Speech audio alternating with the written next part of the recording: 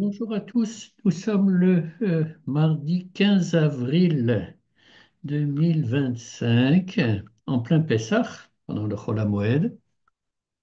Et cette vidéo est la synthèse de 5 vidéos du Rav David Foreman d'Aleph Beta. Le titre des vidéos du Rav Foreman était en anglais Finding Divine Justice, ce que je traduirais à la recherche de la justice divine, ce qui paraît bien entendu mission impossible. Euh, L'essentiel des propos du Rav Foreman sont concentrés sur l'esclavage d'Égypte et par ailleurs, il lit certains passages que nous allons étudier avec la Shoah, ou avec ce qui a amené à la Shoah, plus exactement, sachant bien entendu qu'il s'agit d'épisodes tragiques et totalement différents l'un de l'autre. Après pas mal d'hésitations, de travail, j'ai décidé de complètement euh, changer l'ordre de la présentation du RAV Foreman parce que je pensais que c'était plus fluide et plus logique. Et donc, comme d'habitude, nous allons commencer en analysant le texte de très près. Et donc, nous sommes au début de l'Exode de Shemot. Le RAV Foreman nous dit, quand ce nouveau pharaon qui n'a pas connu Joseph a vu les enfants d'Israël, qu'a-t-il vu au début de l'histoire qui nous est racontée? Il a vu ce qui est appelé dans la Torah un Am Rav ve'atzum mimenu, c'est-à-dire un peuple très nombreux et plus puissant que le peuple égyptien. Et quand il a vu cela, quelle a été sa réaction émotionnelle? Eh bien, ça a été la peur. Le mot en hébreu qui désigne la peur, c'est peine. Euh, Peinoun, qui se traduit de peur que. Euh, Comment le voyons-nous? Eh bien, peine yirbe. Il, euh, Au verset 10 du premier chapitre de l'Exode, il est écrit Ahava nitrak malo pen yirbe vaya ki tikrena milchama venasav gamu al sonenu, etc. Donc en fait, il craint qu'en cas de guerre, eh bien, les Hébreux s'allient aux ennemis qui attaquent l'Égypte et grâce à cette aide, eh bien, les Égyptiens vont perdre la guerre, le pays deviendra sous domination étrangère et les Égyptiens seront tués. Donc, ça, c'est ce que le texte de la Torah nous dit. Maintenant, le Rav Foreman nous propose la réflexion suivante, c'est que ça, c'est la peur de Pharaon. Alors c'est vrai, c'est le dirigeant politique. Il se doit d'être prévoyant, de penser à beaucoup de cas qui peuvent arriver et de prendre des mesures pour protéger son pays. Mais d'un point de vue pratique, les Égyptiens, même si Pharaon, nous dit la Torah, a oublié Joseph, eh bien, il est vraisemblable que les Égyptiens, eux, n'aient pas oublié Joseph, que leur attitude vis-à-vis des Hébreux soit neutre, soit positive, mais certainement pas négative. On a les Hébreux établis en Eretz Goshen, donc au nord du pays, les Égyptiens dans le reste du pays. Il y a très vraisemblablement un mélange qui s'est effectué, comment dirais-je, des bourgades ou des endroits où Égyptiens et Hébreux vivent l'un à côté de l'autre, mais la population hébreu est une population pacifique qui ne cherche pas à faire de mal à la population autochtone. Donc, le premier défi auquel Pharaon doit répondre, c'est comment transformer cette vision neutre ou positive vis-à-vis des Hébreux en vision négative. Bien, la première étape, c'est donc d'une part, d'agiter le sceptre de ce qu'on appelle la cinquième colonne, et ensuite d'employer un langage qui est employé dans les versets de Shemot que vous pourrez lire, qui, d'une certaine manière, déshumanise les Hébreux en employant des mots qu'on attribue normalement à des animaux.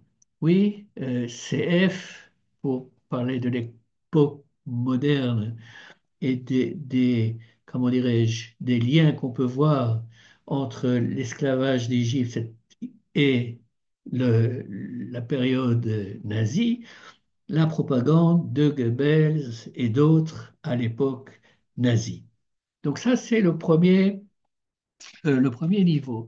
Maintenant, le second niveau, c'est comment maintenant mettre en place un plan pour adresser cette crainte que Pharaon a. Et le mot qui est employé par Pharaon, c'est Hava Nitrakmalo. Nitrakma, ça vient du mot Chochma. Donc, agissons vis-à-vis de ce peuple avec sagesse. Et le texte continue. וישימו עליו שרי מיסים למען הנותו בסבלותם, ויבן ערי מסכנות לפרעה את פתאום ואת רמסès. C'est-à-dire que il va mettre sur le peuple hébreu des individus qui auraient un certain rôle, qui doivent opprimer les Hébreux dans le travail, et ils vont construire des entrepôts à Pithom et à Ramsès. Et donc, Pharaon institue l'esclavage pour les Hébreux. Tout ça pourquoi? Eh bien, en raison de sa peur. Oui. Donc, le Raphaël dit c'est en quelque sorte de la part de Pharaon quelque chose d'intelligent en ce sens qu'il veut se prémunir vis-à-vis d'un danger qu'il perçoit et donc il lance une attaque préventive. Oui, tragiquement, Pharaon a pris en son sein une population bienveillante, bonne et loyale, qui n'avait aucune intention de se rebeller ou de commettre quoi que ce soit de mal.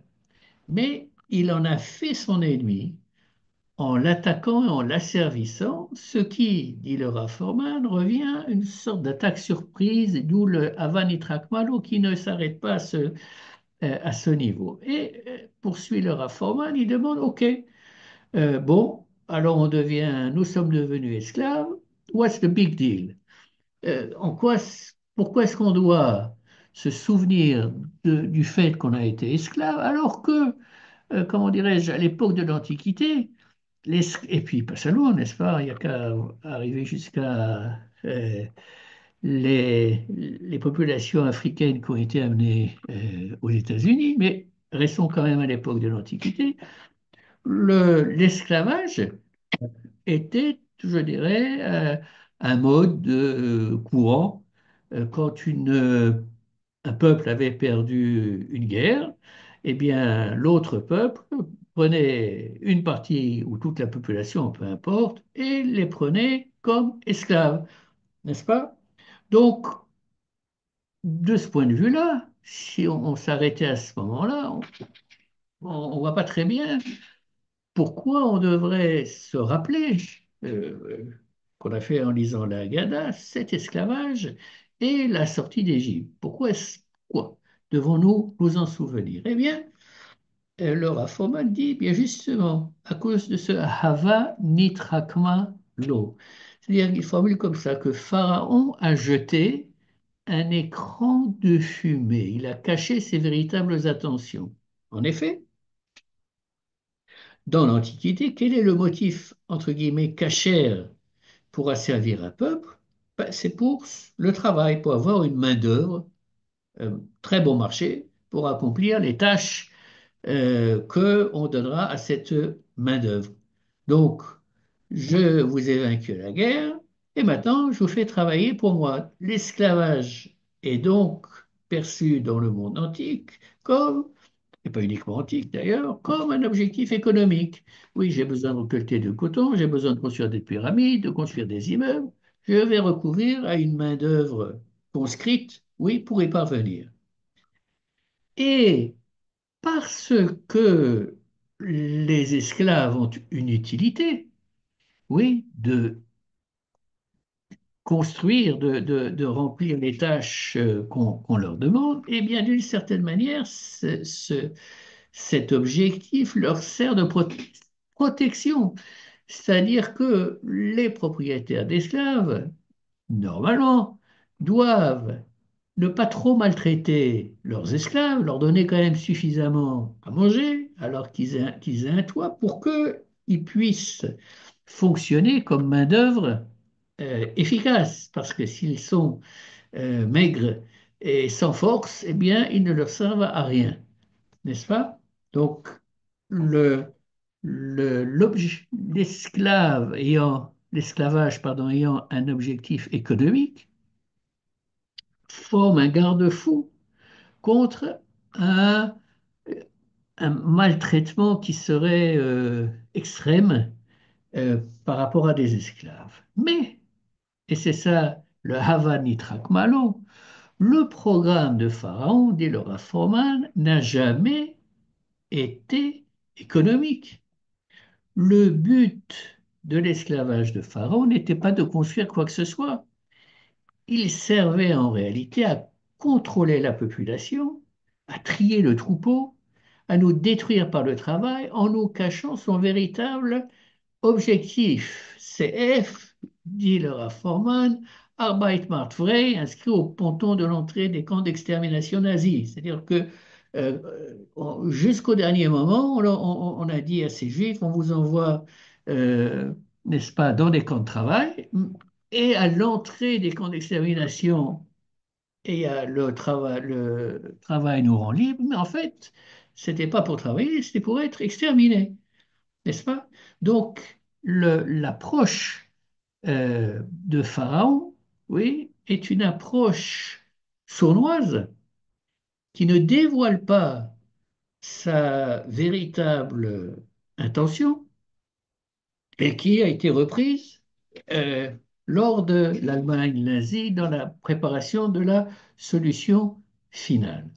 Donc, si on revient maintenant au texte de la Torah, il fallait asservir les Hébreux, et donc quel type de travail leur a été donné? Il est appelé avodat parer. Qu'est-ce que c'est que l'avodat parer? Rachid le traduit ou l'explique en disant avoda hamefarechet et agouf, c'est-à-dire c'est un travail qui est tellement dur qu'il broie le corps, qui vous démolit totalement. Ce qui n'est pas un problème pour Pharaon, puisque le travail n'a jamais été son objectif. Et par conséquent, quand il voit, n'est-ce pas, que malgré cet avodat de parer, ce travail, cet esclavage extrêmement dur, eh bien, le peuple continue de se multiplier, eh bien, il s'adresse aux sages-femmes pour leur demander de jeter les bébés mâles dans le Nil, puisque en fait, il n'en a rien à faire du travail des Hébreux. Il veut les tuer, oui, mais il ne veut pas que ça se sache. Et ça, dit le Rav Forman, c'est là ce qu'il appelle la mauvaise foi fondamentale de Pharaon. Nous n'avons pas seulement été réduits en esclavage, nous avons été maltraités, on nous a menti, on nous a trompés. Une campagne de génocide a été lancée contre nous sous couvert d'esclavage. N'est-ce pas? Ce que je disais tout à l'heure, pendant la Shoah, on a dit aux Juifs, hop, on vous envoie à des camps dans des camps de travail et c'est des camps d'extermination. Oui, là, les Hébreux vont travailler pour Pharaon, essayer d'être loyal envers l'État, oui, mais en réalité, ils sont en train d'être détruits. Et donc, ce que Pharaon a fait, c'est créer un système qui allait nous détruire et où nous allions nous détruire. C'est-à-dire que nous allions participer d'une certaine manière à cette destruction. C'est-à-dire que nous allions arriver à un stade où nous allions nous battre les uns contre les autres, en, comme nous allons le voir dans quelques minutes. En effet, ce programme sadique ne s'est pas effectué uniquement par le travail. Et pour le prouver, le Rafforman nous ramène au passage où Moïse et Aaron arrivent chez Pharaon pour lui demander 3 jours de vacances pour que le peuple aille apporter des sacrifices à son Dieu. Réponse de Pharaon, que vous connaissez, je ne vous donne pas des vacances de 3 jours. Si vous pouvez imaginer que vous pouvez avoir 3 jours de vacances, c'est que vous n'avez pas travaillé assez dur. Je vais donc doubler votre charge de travail et vous allez devoir trouver la même quantité de briques, vous allez devoir fabriquer la même quantité de briques, mais chacun devra trouver sa propre paille. Oui. Maintenant, Laura Forman va analyser vraiment en détail les versets qui suivent ce décret de Pharaon. Et ça commence au verset 10, dans la Vayetsu noxeham veshotrav. Alors, les noxim et les chotrim, on va revenir à leur définition, sortent. Vayomu elam, ils dirent au peuple, Ko ama paro. Voilà ce que Pharaon a dit. Et neni noten lachem teven. Je ne vous donnerai plus de paille. Et non seulement je ne vous donnerai plus de paille, mais vous allez aller devoir la trouver, la ramasser et fournir le même quota de briques qu'avant. Donc, imaginez, vous, maintenant, esclaves en Égypte, et vous venez de recevoir cette nouvelle. Oui, vous ouvrez la porte de la maison et vous voyez par hasard qu'il y a de la paille sur les 100 mètres carrés qui s'étendent devant chez vous. Alors, qu'est-ce que vous allez faire de cette paille? Eh bien, c'est pas sorcier. Si vous rentrez sans assez de briques ce soir, vous allez être battu à mort. Vos enfants seront battus à mort. Votre femme va être battue. Il faut que vous fournissiez la bonne quantité de briques. Et donc, qu'allez-vous faire de toute cette paille? Vous allez la prendre. Normal. Et ensuite, qu'allez-vous faire? Eh bien, nous allons la thésauriser. C'est ma paille. Oui, c'est la paille que j'ai ramassée pour pouvoir faire les briques. Maintenant, si mon voisin Schmerel me dit, est-ce que je pourrais pas t'emprunter un peu de paille, s'il te plaît? Parce que j'en ai pas assez. Qu'est-ce que vous allez lui répondre? Qu'est-ce que je vais lui répondre? Tu rigoles? T'as qu'à la trouver, ta paille, hein? Moi, je l'ai cherchée, je l'ai ramassée, il faut que tu fasses la même chose. Donc, qu'est-ce qui arrive dans la société? Les forts ont leur paille et les faibles doivent parcourir des kilomètres pour en chercher et ils n'en trouveront sans doute jamais assez. Ils reviendront, ils seront battus et donc se crée une société où les forts gagnent, les faibles perdent et la société commence à se désagréger.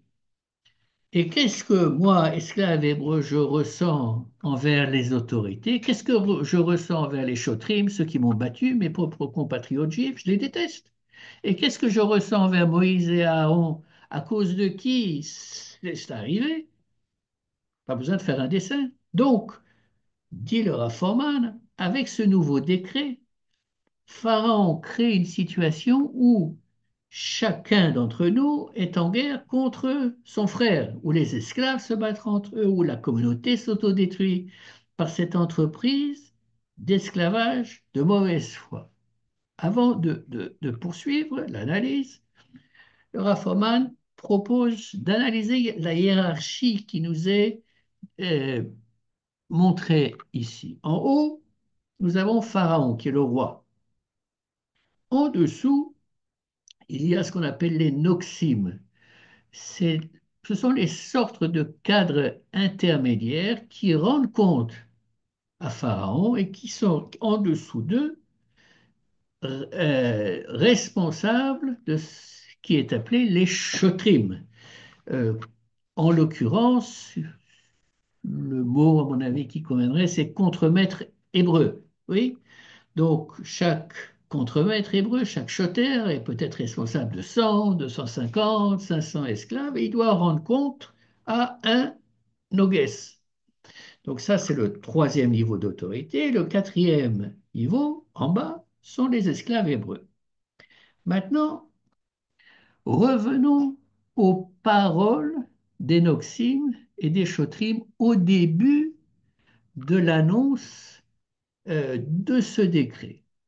Le Raffoman dit que si on fait attention, on peut y trouver une petite once de compassion dans les mots prononcés par les noxim et les chotrim. Où la trouve-t-il? Eh bien, dans les mots Ko Amar Paro. C'est-à-dire, c'est Paro qui a dit. Oui, quand les noxim disent aux chotrim et les chotrim aux esclaves hébreux disent Ko Amar Pharaon, le message qu'ils veulent faire passer, c'est on y est pour rien, quoi. Oui, c'est pas nous.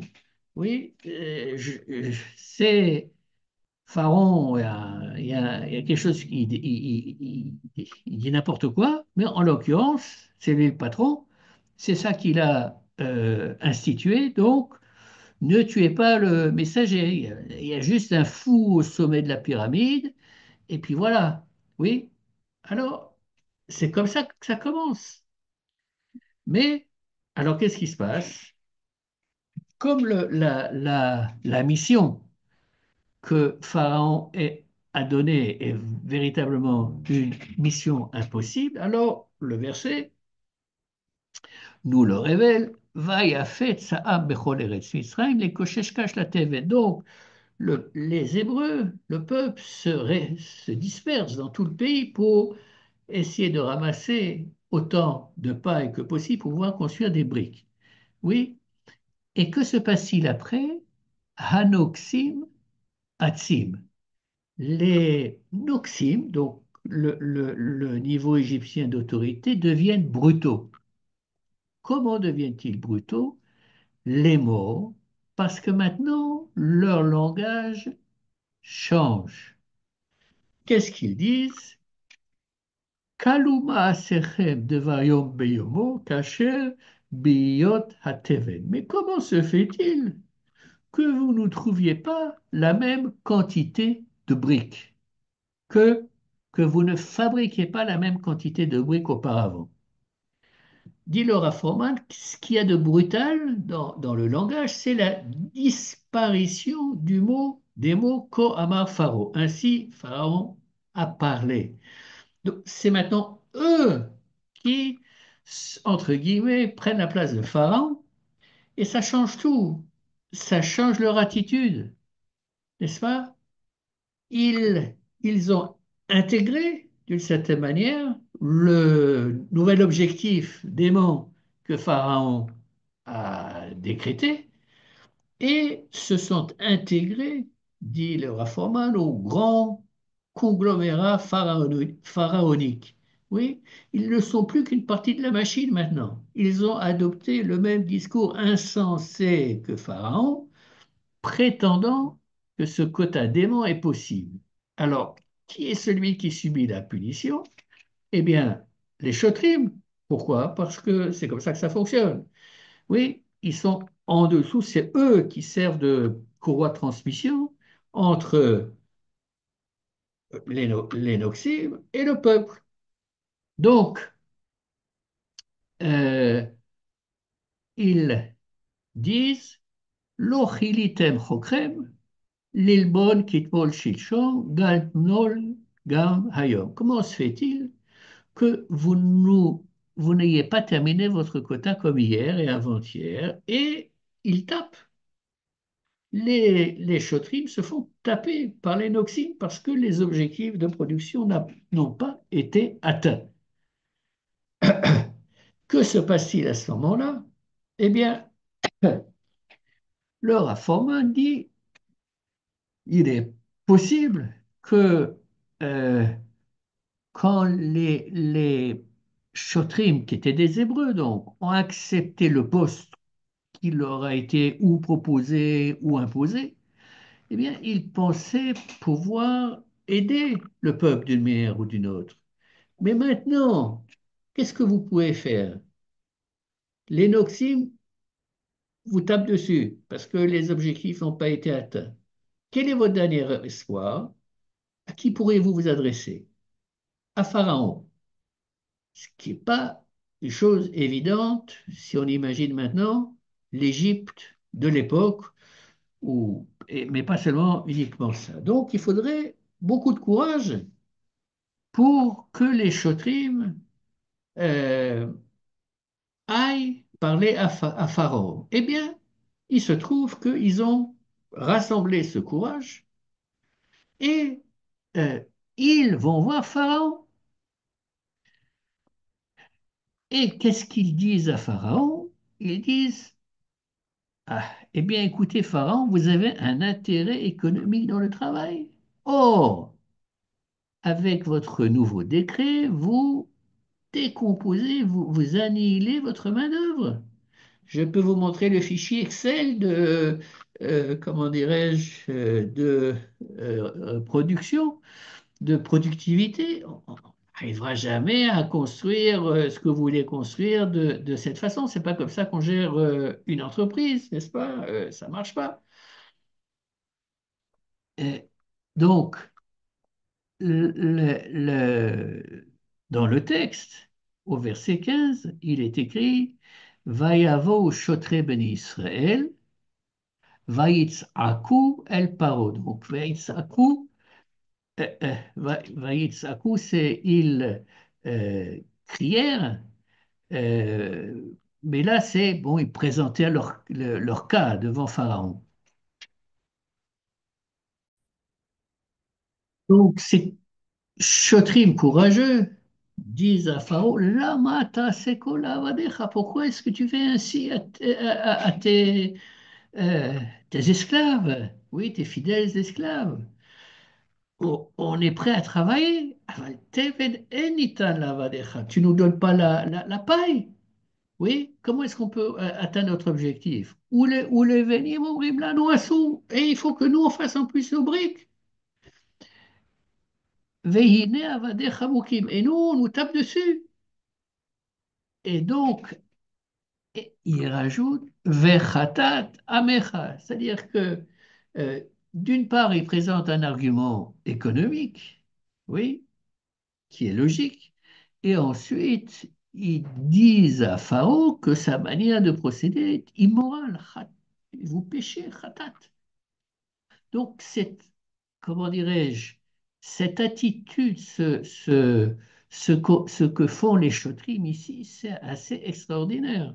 Oui, quand on essaye de replacer ça dans toute société hiérarchique, c'est fantastique. Mais quelle va être la réponse de Pharaon?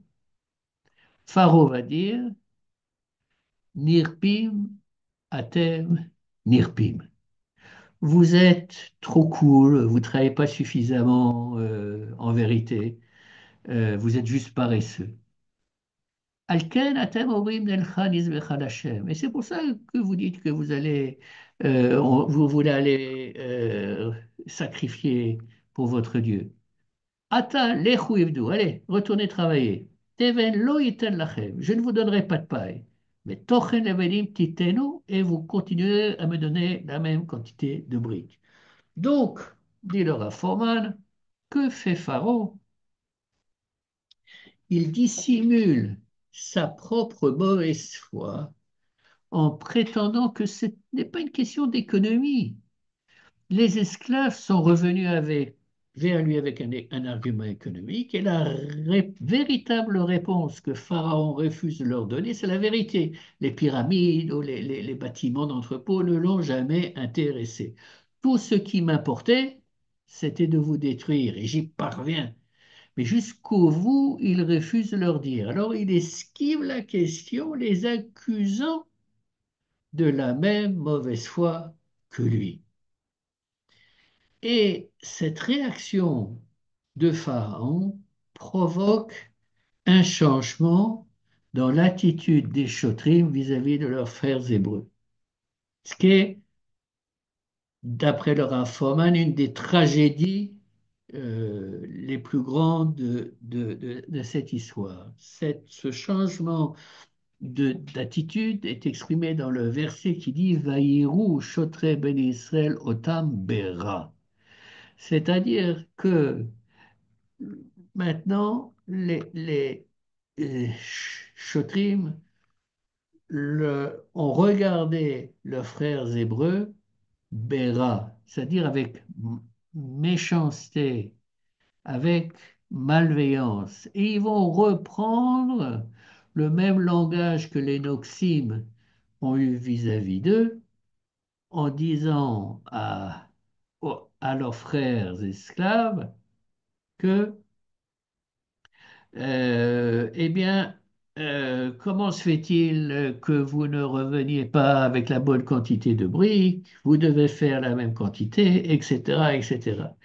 Et donc, dit le Raffoman, la, la, la tragédie, c'est que maintenant, les Chotrim qui ont essayé de protéger jusqu'à un certain point les, leurs frères esclaves sont maintenant intégrés dans le système esclavagiste de Pharaon.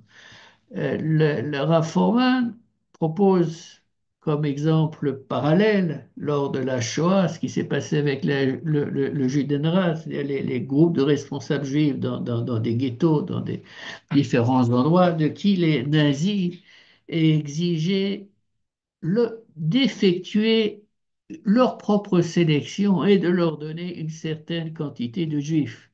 Oui, donc c'est, il y a pas de mots pour exprimer euh, cette situation. Alors, revenons au Chotrim. Après ce terrible moment où les contremaîtres sont brisés, que pensez-vous qu'ils ressentent? Eh bien, et qu'ils pensent. Eh bien, ça vient tout de suite dans le verset Vaïvgeu et Moshe et Aaron. Ils, ils se dirigent vers Moshe et Aaron, qui sont pour eux ceux qui sont à l'origine de cette situation catastrophique qui se développait. Ils dirent à Moïse et Aaron, et ça c'est le mot-clé euh, dans l'analyse du Rafoman, Yere Hashem Alechem Vaishpot, que Dieu regarde, vous regarde et juge. Asher ivashtem edrechenu beine paro ou beine avadav, la tête cherev beyadav leorgenu. Vous nous avez rendus odieux aux yeux de Pharaon, vous leur avez donné une épée pour nous tuer. Lorsque vous avez demandé ces 3 jours de vacances, alors que Dieu regarde cette situation et qu'il vous juge et qu'il nous juge. Oui, c'est une demande exprimée par les Chotrim que Dieu juge. les Chotrim qui, d'une certaine manière, se sont autodétruits, traversent une crise dramatique, crient vers Dieu, vers, par l'entremise de Moïse et d'Aaron, pour que Dieu juge. Et euh, Rabbi Forman demande, et est-ce que Dieu a jugé véritablement? Eh bien, dit le Rav Forman, à son avis, oui. Et la réponse de Dieu a eu lieu en deux temps. D'abord en Égypte, et ensuite plus tard, comme nous le verrons un peu plus tard dans la vidéo. Ce que nous allons faire, c'est commencer par comment, d'après Rabbi Forman, la justice divine se manifeste en Égypte.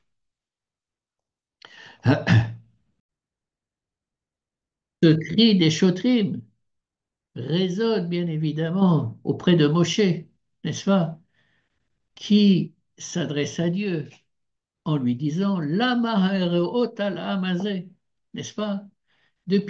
Pourquoi as-tu rendu la situation des Hébreux encore plus mauvaise, encore plus terrible qu'elle n'était auparavant? Pourquoi m'as-tu envoyé? Tu m'as envoyé pour les sauver et pas pour que les choses deviennent pires pour eux. Oui, c'est un texte qui sort des tripes de Moshe. Et Dieu lui répond au début de la parashat Vaïra, il faut se référer aux versets 6 et 7 du chapitre en question, avec ce que nous avons vu pendant la gala de Pessah, ce qu'on appelle les fameux Arba Leshonot HaGeoula, les quatre termes, les quatre verbes employés par Dieu pour signifier le, le fait qu'il va nous sortir d'Égypte et nous sauver de l'esclavage. Et Rabbi Forman attire notre attention sur les mots de la fin du verset 6, que je traduis en français. Je vous sauverai avec un bras étendu, et je repasse à l'hébreu, Uve shvatim gedolim, c'est-à-dire avec de grands jugements. Et le Rav Forman euh, suggère que ces shvatim gedolim sont l'écho de la plainte des Shotrim, Yere Hashem Alechem Veishpot. C'est-à-dire qu'effectivement, Dieu va juger Pharaon et va juger l'Égypte. Et comment ça va fonctionner? Ça va fonctionner par les plaies. Et en hébreu, comment est-ce qu'on appelle ces plaies-là? Makot.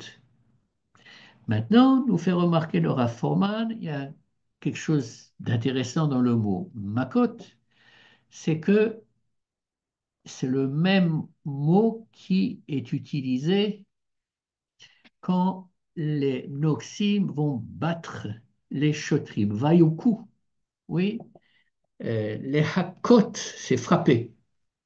Donc, les Shotrim ont été frappés, bien entendu, les Bnei Israël aussi ont été frappés, et bien maintenant, l'Égypte va être frappée. Et dit le Rafoman, je vais faire quelque chose en disant je, en prenant la place comme si c'est Dieu qui s'exprimait. Moi, Dieu, je vais faire quelque chose de fou, quelque chose qui sonne à contre-courant, parce qu'il semble que ce que je vais faire, c'est faire sortir les Juifs d'Égypte. Mais vous savez ce que je vais faire de vraiment fou? Je vais devenir fou. Ani akshe et lev paro. Je vais en fait endurcir le cœur de Pharaon. Ve'irbetie tototai ve'tmoftai be'eretz Mitzrayim. Et je multiplierai mes signes et mes prodiges sur la terre d'Égypte pour pouvoir attirer davantage de makot, de plaies sur l'Égypte.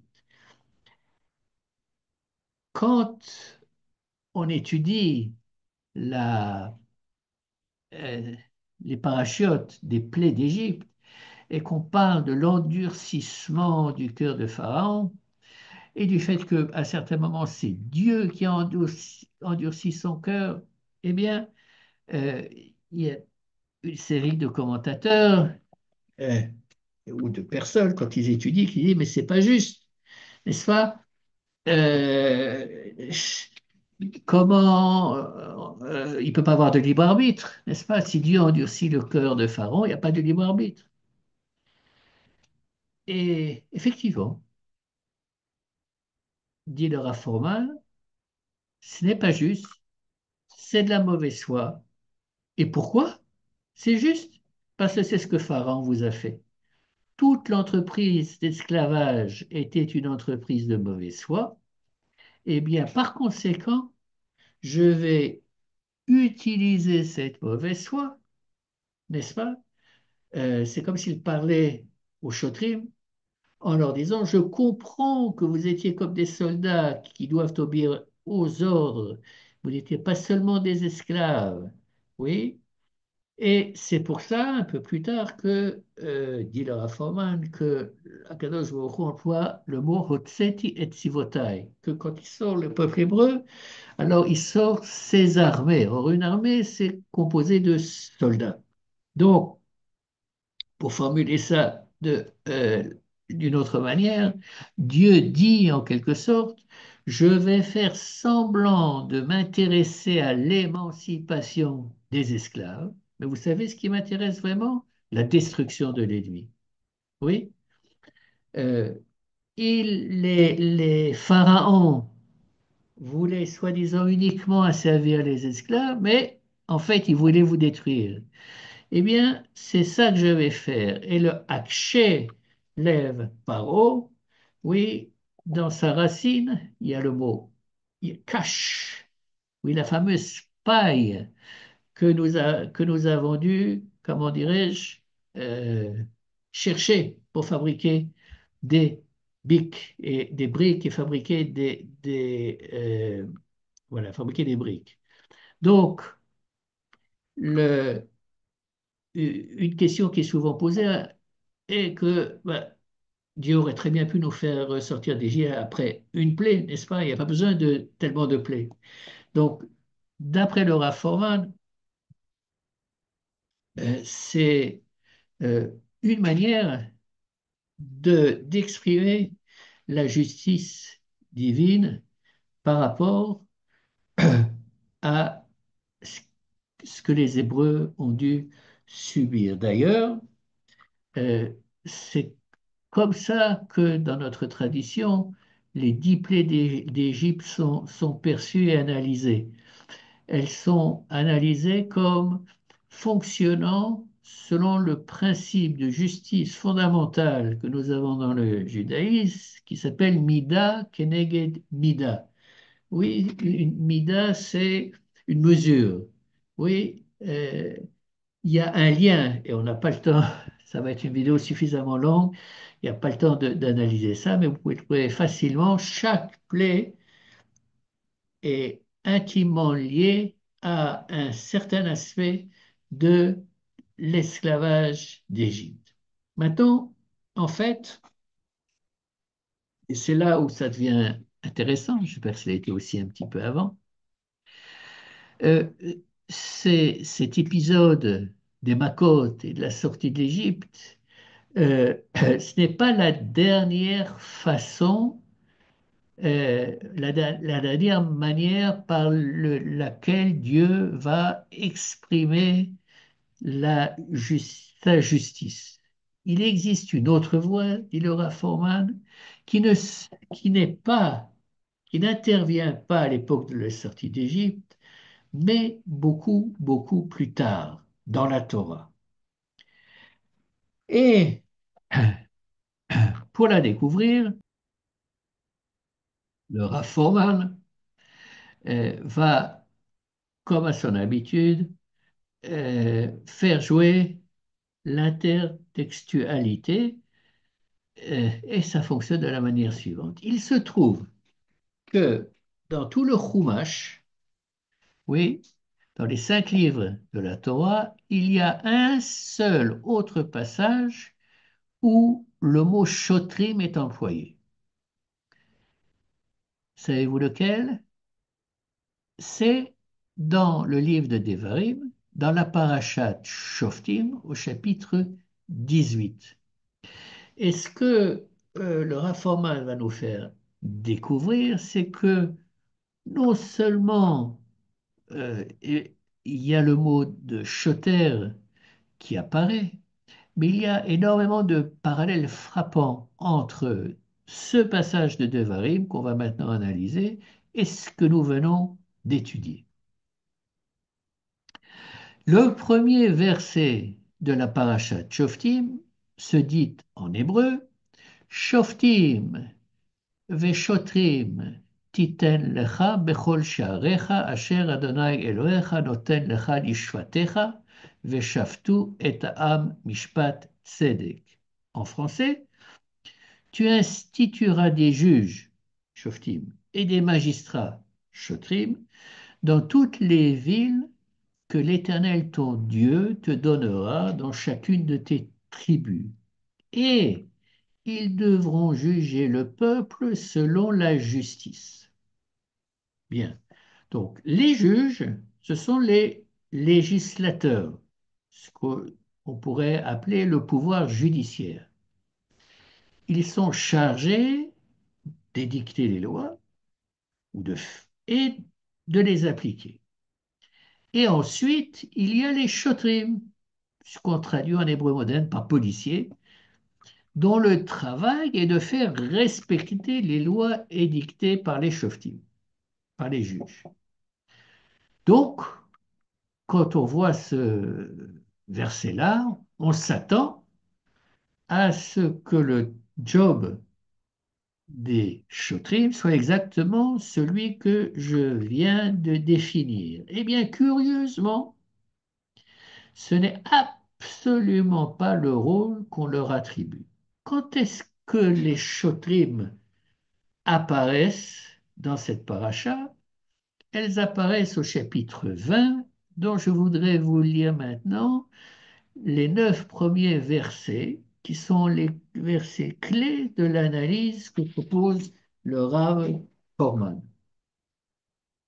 Et je vais vous les lire dans la traduction française. Verset 1, quand tu t'avanceras contre tes ennemis pour leur livrer bataille, et que tu verras cavalerie et chariots de guerre, une armée supérieure à la tienne, n'en sois pas effrayé, car tu as avec toi l'Éternel ton Dieu qui t'a fait sortir du pays d'Égypte. Et quand vous serez sur le point de combattre, le pontife, le Cohen, s'avancera et parlera au peuple. Il leur dira, écoute Israël, vous allez en ce moment livrer bataille à vos ennemis. Que votre courage ne mollisse point. Soyez sans crainte. Ne vous laissez ni déconcerter, ni terrifier par eux. Verset 4. Car c'est l'Éternel votre Dieu qui marche avec vous, afin de combattre pour vous contre vos ennemis et de vous procurer la victoire. Verset 5. Ensuite, les chotrim, j'ai exprès laissé le mot en hébreu, ensuite les chotrim parleront au peuple en ces termes. Si quelqu'un a bâti une maison neuve et n'en a pas encore pris possession, qu'il parte et s'en retourne à sa maison, car il pourrait mourir dans la bataille et un autre en prendrait possession.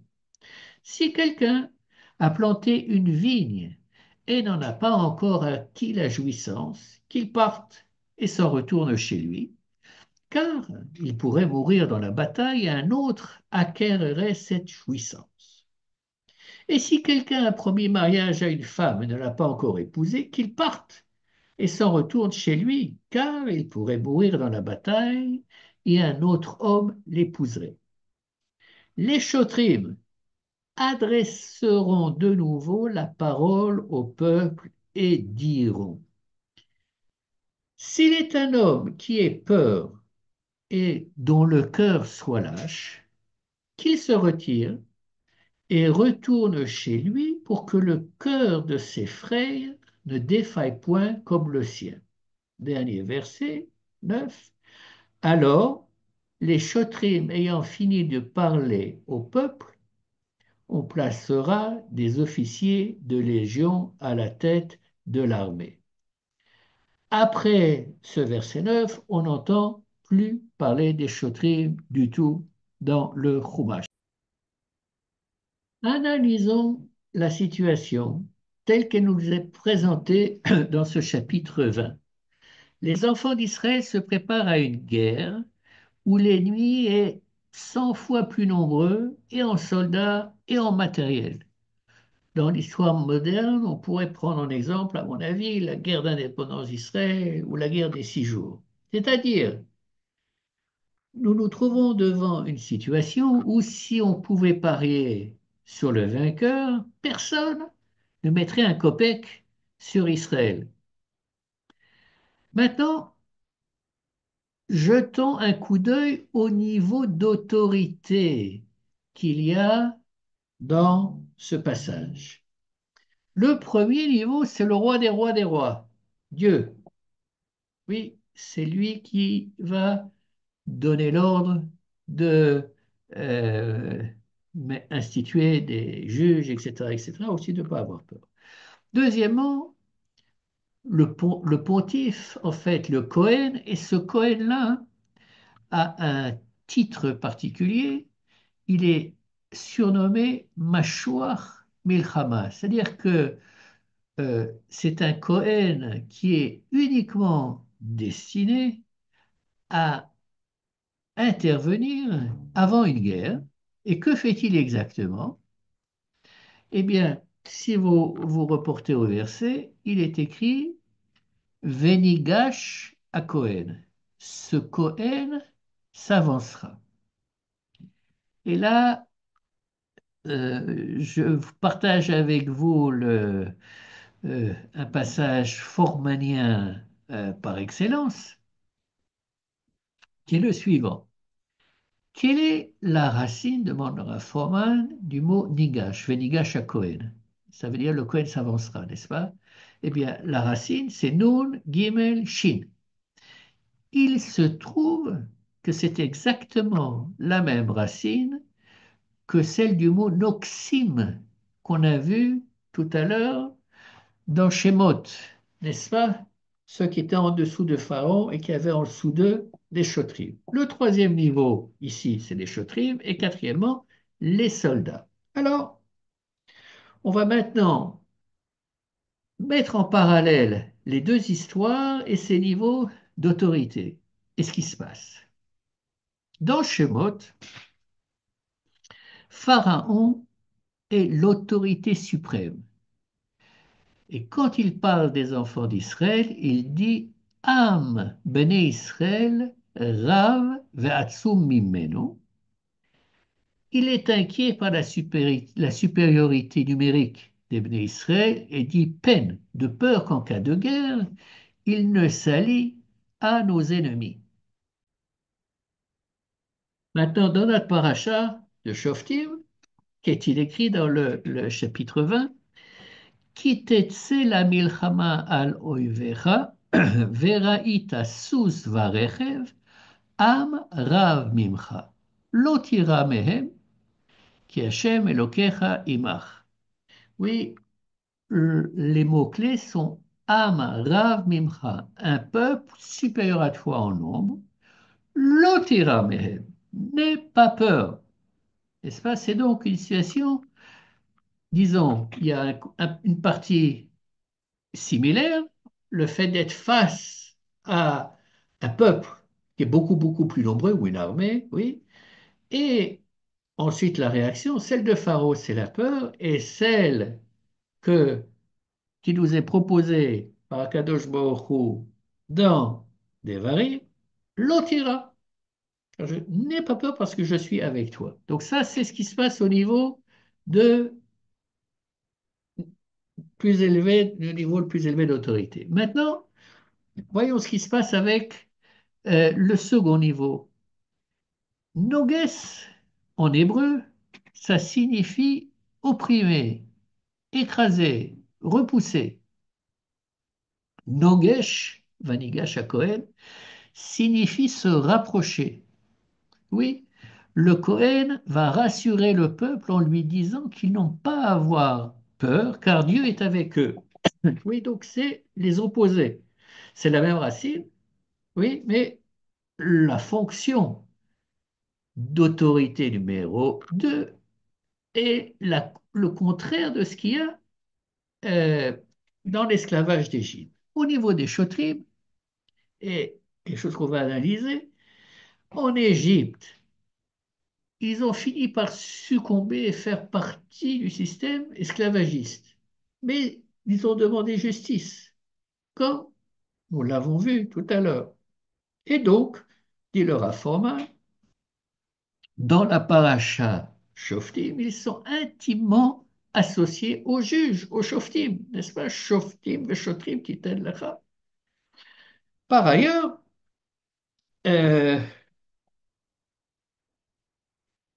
euh, dans la parachat Vaera, il me semble, au chapitre 7 et au verset 4, Dieu dit en parlant des Bnei Israël, Ve'otzeti et tzivotay, et ami Bnei Israël meretz Mitzrayim. Donc je ferai sortir mes armées, comme on l'a vu tout à l'heure. Donc qui dit armée dit soldats. Donc ce que le Rav Foreman propose, c'est que d'une certaine manière, les esclaves hébreux étaient en fait des soldats déguisés, d'une certaine manière. Et que font les chotrim dans Devarim? Ils se tournent vers les soldats, ceux qui sont donc non pas des soldats pour Pharaon, mais des soldats pour le peuple d'Israël. Et qu'est-ce qu'ils leur disent? Ils leur disent, vous n'êtes pas que des soldats qui défendent la société. Vous êtes des soldats qui construisent la société. Chacun de vous, chaque fois que vous construisez une maison, chaque fois que vous plantez une vigne, chaque fois que vous vous mariez et que vous avez des enfants, vous construisez la société. La société grandit, la société que vous défendez, mais vous avez un intérêt personnel dans cette société. Et quelle serait la plus grande tragédie? Ce qui est une chose effectivement surprenante. Oui, on pourrait se dire, ben, la plus grande tragédie, ben, si quelqu'un va à la guerre, c'est qu'il meurt. Si maintenant il a planté une vigne et c'est quelqu'un d'autre en profite, bon, ben, c'est pas dramatique. Bien non, c'est pas ça que nous dit la Torah. C'est pas ça que les chotrim vont dire aux soldats. Ils leur disent, comme on l'a lu il y a quelques minutes, si vous travaillez sans relâche pour construire une maison, mais que vous n'y habitiez jamais et que quelqu'un d'autre le faisait, c'est qu'est-ce que ça signifierait? Ça signifierait que vous n'avez fonctionné comme esclave si quelqu'un d'autre utilise cette maison. Oh, il n'est pas question que vous soyez esclave. Vous bâtissez la société, mais avec un intérêt dans cette société, et vous devez profiter de tout. Par conséquent, face à la guerre, vous devez rentrer chez vous. Vous n'avez pas l'obligation de rester, de prendre le risque de vous faire tuer. On pourrait dire, mais c'est dément comme attitude. Si ceux-là peuvent s'en aller, ceux-là peuvent s'en aller, qui c'est qui va rester? N'est-ce pas? Eh bien, il n'y a pas de problème. euh, que tout le monde s'en aille, que ceux qui ont peur aussi partent. Et si quelqu'un a le sentiment, oui, qu'il n'est pas assez fort pour aller à la bataille, eh bien, vous pouvez rentrer chez vous. C'est-à-dire que euh, c'est d'une certaine manière le tikkun qui est donné au shotrim par rapport à la situation dans laquelle ceux qui étaient les chotrim pendant l'esclavage d'Égypte, n'est-ce pas, ont contraint les Hébreux à accomplir une mission impossible, n'est-ce pas? Eh bien là, Leur rôle, c'est de permettre à ceux qui rentrent dans certaines catégories, plus la ville, etc., plus ceux qui ne se sentent pas à la hauteur, eh bien, de s'en aller, de respecter cette faiblesse, n'est-ce pas? En d'autres termes, c'est comme ça que le Rafforman le formule. Jamais plus un juif ne parlera à un autre juif pour l'envoyer sur le terrain accomplir une tâche qu'il ne se sent pas capable d'accomplir. Donc, dit le Rafforman, des siècles plus tard, bien après la sortie d'Égypte, n'est-ce pas? Quand le peuple d'Israël aura conquis la terre d'Israël, etc., eh bien, la justice revient aux Chotrim d'une manière euh, où ils peuvent dire au peuple qu'il n'a rien à craindre. Euh, et si Pharaon lui a eu peur d'une multitude vis-à-vis de lui, oui, Dieu est avec nous et par conséquent que ceux qui n'ont pas fini de construire leur maison, ceux qui n'ont pas fait ceci, que toute personne qui ne se sent pas euh, apte à se battre, eh bien, rentre chez lui et profite de ce qui peut profiter. Donc, dit le Rav Foreman, et comme ça qu'il le présente, la justice divine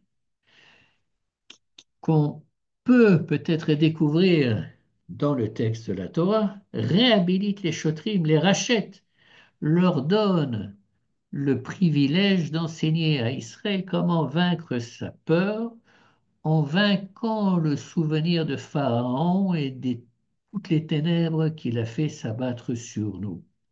Et pour conclure, c'est ainsi que le Rav Foreman conclut cette série de vidéos. Il dit la chose suivante.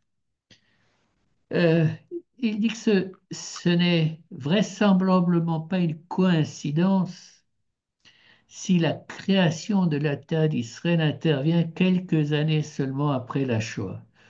Ce n'est absolument pas une sucette, une compensation pour nous consoler de la perte des 6 millions d'assassinés. Dit Laura Forman, nous recevons quelque chose de bien plus grand. Nous avons une chance qui est celle de construire une société qui défend tout ce que Hitler n'a pas défendu, qui rejette jusqu'au dernier élément de la répugnance morale de la façon dont ce système a été mis en place. Et, dit-il, si nous parvenons à bâtir cette société, nous aurons l'occasion d'accéder à la justice divine. Ce que Dieu dit, c'est, quand il dit j'ai entendu ce cri, une partie de cette justice est venue de, à l'époque de la génération et l'autre viendra des siècles plus tard lorsque vous arrivez sur Terre. Et devinez quoi? Vous savez qui va appliquer la justice divine? Pas seulement moi, c'est vous. Cela dépendra de la société que vous bâtirez.